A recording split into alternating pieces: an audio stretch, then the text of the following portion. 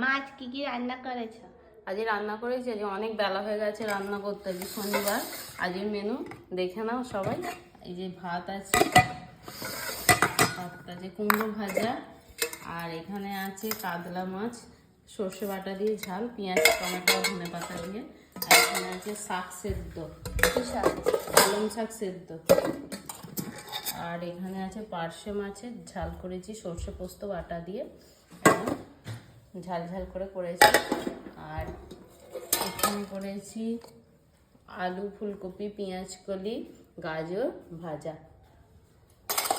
এখানে এই কাতলা মাছের তেল ভাজা করেছি। এই একটু একটু করতে করতে অনেক কিছুই হয়ে গেছে। এই ছিল আজকে দুপুরের মেনু। তোমরা কে কী খেলে কমেন্টে অবশ্যই জানাও। এইসব পেরে নিয়েছি এখানে, আর মাছ এখান থেকে তুলে তুলে দিয়ে দেবো। আর তোমরাও সবাই খেয়ে নাও, আমরাও খেয়ে নিই।